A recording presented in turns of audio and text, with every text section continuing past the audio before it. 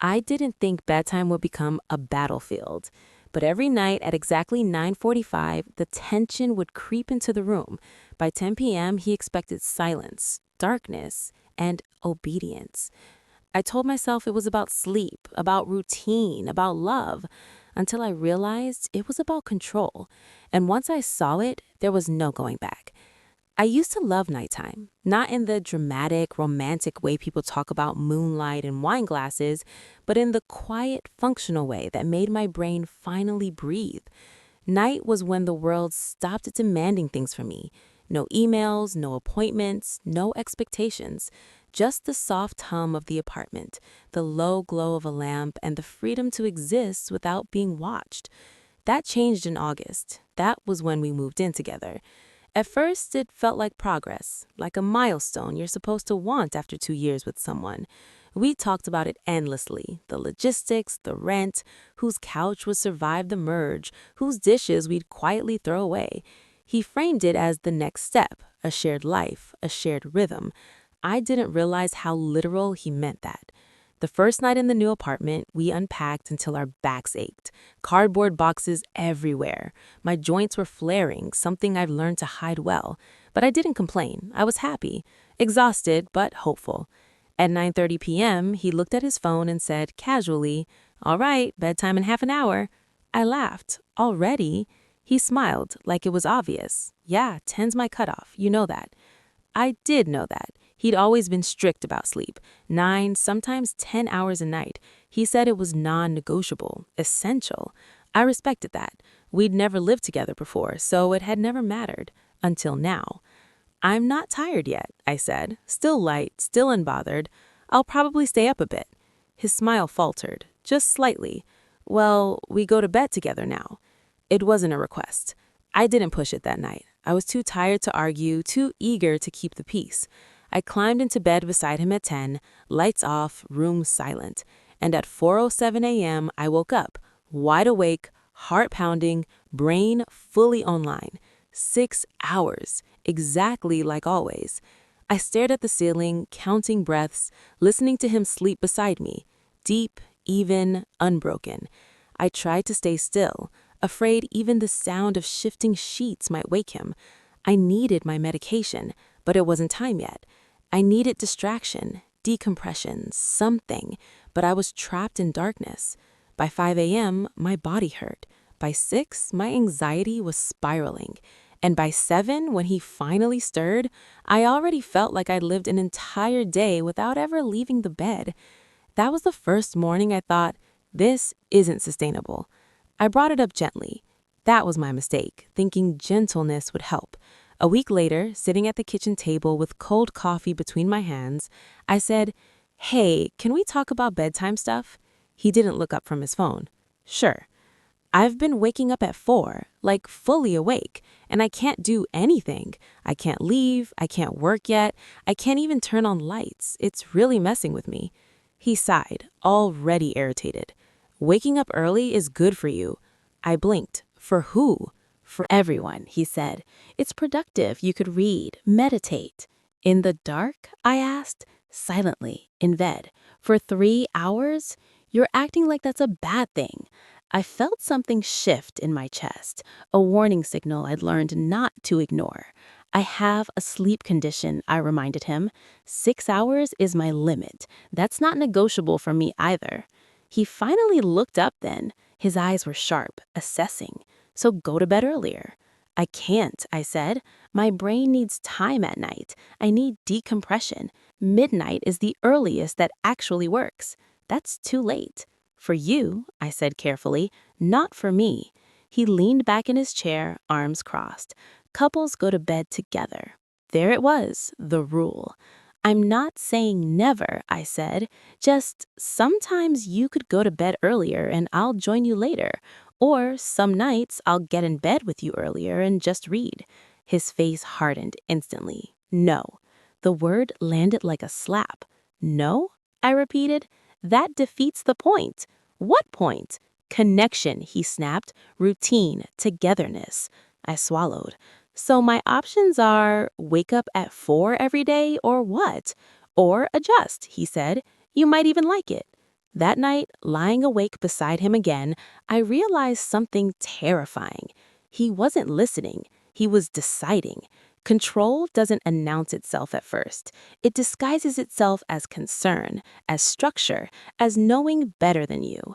After that conversation, bedtime stopped being a discussion and became a countdown. Every night, like clockwork, 9:30 p.m., he'd glance at the time. 9:40 p.m., he'd start yawning loudly, exaggerated, performative. 9:50 p.m., the sighs began. By 9:55, the apartment felt smaller, tighter, like the walls themselves were waiting to see if I'd comply. At exactly 10 p.m., he would stand up and say, "I'm going to bed." Not we, I'm. And then he'd pause, just long enough to see if I followed. If I didn't move immediately, he'd look disappointed. Not angry, not yet, just wounded, like I was hurting him on purpose. Sometimes I followed him, not because I wanted to, but because I didn't want to deal with the fallout. Other nights, I tried to hold my ground. One night, I was curled up on the couch with a book. My body hurt. My mind was buzzing. Midnight felt a million years away. "I'm staying up a bit," I said calmly. He froze in the hallway. "What? I'll join you later." He turned slowly, like I'd said something unforgivable. "So you're choosing not to come to bed with me?"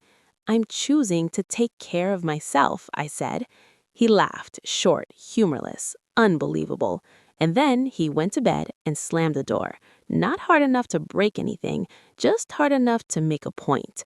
I sat there in the dark, heart racing, wondering why my chest felt so tight over something as small as bedtime. That's when I started questioning myself. Am I being selfish? Is this really that unreasonable? Why does this feel so big? The mornings were worse. I'd wake up exhausted, not from lack of sleep, but from emotional whiplash, and he'd be cheerful, too cheerful. "How'd you sleep?" he'd ask, pouring coffee. I'd stare at him. "You know I was awake at 4." He'd shrug. "Still counts." Counts, like sleep was a scorecard, like my body was something to optimize. I started doubting my own experience. When I complained about being tired, he'd say, "You should try being more positive about mornings." When I said my pain was worse, he'd say, "That's probably because you're lying around too much." When I said I felt trapped, he'd smile gently and say, "You're being dramatic." Dramatic. That word stuck to me like tar. One night, after another argument, I said quietly, "I feel like you don't care how this affects me." He didn't hesitate. "I care, I just think you're wrong." Wrong. About my body, about my limits, about my own lived experience. That's when I started keeping things to myself. I stopped talking about how bad mornings felt. I stopped mentioning the anxiety spirals. I stopped explaining why midnight mattered to me. Instead, I adjusted. I got quieter, smaller, and he got more comfortable. The first time I noticed something off wasn't dramatic. It was subtle, almost stupid. I woke up early, again, and decided to scroll on my phone. I didn't have the energy to lie there staring at the ceiling anymore. That's when I saw a notification pop up on his phone. The screen lit up on the nightstand. A message preview. "Can't wait for tonight." My stomach dropped. I told myself it was nothing. A coworker, a friend, a joke. But the timestamp caught my eye. 9:47 p.m., while I was sitting alone on the couch, while he was too tired to talk. I didn't confront him, not yet. Instead, I watched. I noticed how protective he was of his phone now, how he angled it away from me, how he took it into the bathroom. I noticed how bedtime had become non-negotiable, not just for sleep, but for privacy. Once he was in bed by 10, the world stopped. Lights off, doors closed, silence enforced. I wasn't allowed to exist outside of that bubble. But someone else was. I found out by accident, or maybe it wasn't an accident at all. One night, I went to bed early with him, exhausted, emotionally numb.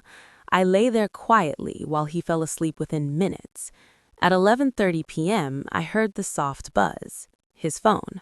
Once, then again. He didn't stir. My heart pounded so hard I thought it might wake him. I told myself not to look. I told myself this was an invasion. But something inside me, something tired of being dismissed, reached out. The phone unlocked easily, and there it was, a thread of messages. Not explicit, not yet, but intimate. Too intimate. Jokes I'd never heard, complaints about me, about how difficult I was, how I refused to adjust. And then the line that broke me. At least you actually listened to me. I felt cold all over. This wasn't just emotional cheating. This was validation shopping, control outsourcing, someone else reinforcing his narrative. I scrolled further. Plans, late-night conversations, comfort, everything I wasn't allowed to have. I put the phone back down, hands shaking, and I lay there next to him, staring into the dark, realizing something devastating. The bedtime rule wasn't about connection, it was about access. I didn't confront him right away. That surprised even me. Old me would have exploded, demanded explanations, cried until my throat burned. But something about reading those messages, seeing myself reduced to a problem to be managed, flipped a switch I didn't know I had. I went quiet. And silence, I learned, scared him more than anger ever had. The next morning, he woke up cheerful again. He always did after a good night, meaning one where he slept deeply and I stayed invisible. "Morning," he said, stretching. "You're up early." I looked at him and thought, you have no idea who I am anymore. "I didn't sleep well," I said flatly. He shrugged. "You'll adjust." That word again, adjust. I nodded slowly. "Yeah," I said, "I will." Something flickered across his face, suspicion, but he didn't press. That night, I followed him to bed at 10 without argument. The next night, too. No resistance, no discussion, no pushback. I let him think he'd won. Inside, I was cataloging everything. Once you stop trying to fix someone, you start seeing them clearly. I noticed how his rules only applied to me, how he stayed up later on weekends when it suited him, how his need for routine bent when it benefited him. I noticed how he talked at me instead of with me, how my boundaries were framed as inconveniences, how my disability became something to optimize around instead of accommodate. And most of all, I noticed how much he needed control. The bedtime rule wasn't isolated, it was a symptom. He controlled when we ate, what we watched, when conversations were productive enough to have, and I had been letting him. Not anymore. The second betrayal hurt more than the first, because this time it wasn't hidden. We were at dinner, his idea, a rare weeknight outing. I should have been suspicious. He talked about work nonstop, barely touched his food, checked his phone constantly. Then, casually, he said, "I ran into someone today." I waited. "She's someone I talk to about stuff." My fork froze midair. "You mean the person you text after I go to bed?" I asked. Silence. Then, "You went through my phone?" There it was. Deflection, not denial. "So that's a yes," I said. He sighed like I was exhausting. "I didn't think you'd react like this." I laughed, a sharp, humorless sound. "You mean you didn't think I'd react to you emotionally cheating on me?" "She listens to me," he snapped. "She doesn't fight me on everything." I leaned back, heart racing. "Because she doesn't live here. She doesn't have needs that inconvenience you." He stood up abruptly. "This is exactly why I need structure. You turn everything into chaos." Chaos? My pain? My limits? My humanity? All chaos to him. That was the moment something inside me hardened permanently. The fight that ended us didn't sound dramatic from the outside. No screaming, no thrown objects, just clarity. "I can't live like this," I said quietly. "I'm losing myself." He stared at me. "You're being selfish." "No," I said. "I'm being awake." He scoffed. So what, you want to break up over bedtime? I met his eyes. No, I'm breaking up over control. That word landed differently this time. He went pale. You're overreacting. I'm finally reacting appropriately. For the first time since I'd known him, he looked scared. Revenge doesn't always look like screaming or exposure. Sometimes it looks like freedom executed flawlessly. I didn't leave immediately, not because I wanted him, but because I wanted leverage. I documented everything: messages, conversations, patterns. I reached out to people he respected, casually, strategically. I stopped accommodating him entirely. I reclaimed my nights. Midnight became sacred again, and every time I stayed up, every time I lived freely in my own home, I felt myself coming back. He hated it. He couldn't control me anymore, and that terrified him. The final twist wasn't about another woman.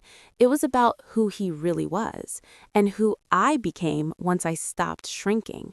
But that comes next. I thought the worst thing about him was control. I was wrong. The truth came out slowly, the way real devastation usually does, not in a single explosive moment, but in fragments that rearranged my understanding of the past. It started with a phone call. A woman named Rachel, his sister. I'd spoken to her before, casually, holidays, birthdays, polite distance. She never interfered in our relationship, until that night. I don't know how to say this, she said. Her voice was tight, rehearsed, like she'd practiced the words and still hated them. But I think you deserve to know. I sat on the couch, knees pulled to my chest, the apartment silent except for the hum of the fridge. Know what? She exhaled. He's done this before. My stomach dropped. With bedtime? I asked weakly. No, she said. With women. She told me about his ex-fiancée, how she'd moved in with him, how he'd slowly imposed rules, sleep, routines, productivity, how she'd started doubting herself, apologizing for things that weren't wrong. And then the part that made my hands go numb. She didn't leave, Rachel said quietly. He convinced her she couldn't function without him. My chest tightened. What happened? She had a breakdown, she said, lost her job, moved back in with our parents for a year. He tells people she was unstable. Unstable. That word echoed in my head like a gunshot. Everything clicked. The bedtime wasn't about sleep. The control wasn't about order. The emotional cheating wasn't about loneliness. It was about power. He didn't just want companionship. He wanted dependence. Once you see a pattern, you can't unsee it. I replayed our entire relationship through this new lens. How he'd encouraged me to rely on him early. How he framed my disability as something he was handling. How he subtly discouraged outside routines that didn't include him. Even the 4 a.m. wake-ups made sense now. Isolation disguised as productivity. Exhaustion disguised as self-improvement. He wanted me tired, confused, second-guessing myself. He wanted me small. And the most terrifying part? It almost worked. I didn't scream when I confronted him. I didn't cry. I waited until he was calm, comfortable, sitting at the kitchen table, laptop open, coffee steaming. I talked to Rachel, I said. His hand stilled. Oh? She told me about your ex. He went very still. She told me how you broke her down. Silence stretched between us, thick and suffocating. That's not how it happened, he said carefully. That's exactly how it happened, I replied. You just found someone who didn't leave in time. His jaw tightened. You're rewriting history. No, I said. I'm finally reading it correctly. For the first time, his mask slipped. Not anger, not frustration, fear. You're making a mistake, he said. You won't manage on your own. And there it was, the core belief. I smiled. That's the difference between me and her, I said. I already am. I didn't pack in a rush. I planned. I lined up support. I secured housing. I documented everything. The day I left, I waited until he was at work, not because I was afraid, but because he didn't deserve the drama. I left a letter on the counter, not emotional, not apologetic, clear. You didn't want a partner, you wanted control. I'm choosing myself. That was it. I walked out at noon, wide awake, fully conscious, free. Healing wasn't immediate. Some nights I still woke up at 4, conditioned, anxious. But now, when I did, I turned on lights, I made tea, I let myself exist. Midnight became mine again. So did my voice. I started therapy, I reconnected with friends, I rebuilt routines that served me. And slowly the fog lifted. Months later, I heard through mutuals that he told people I was unstable, that I couldn't handle structure. I didn't correct him because the truth was louder than his narrative. His next girlfriend didn't last 6 months. Neither did the one after that. Patterns expose themselves eventually. You just have to survive long enough to see it. If you're reading this and wondering whether you're crazy for wanting autonomy, you're not. Love doesn't require erasing yourself. Routine doesn't require obedience. And compromise doesn't mean surrender. Sometimes the bravest revenge isn't destruction, it's leaving intact. Thank you for listening to my story. If it helped you question something that didn't feel right, I'm glad. Control hides best where love is expected, and freedom always begins with awareness.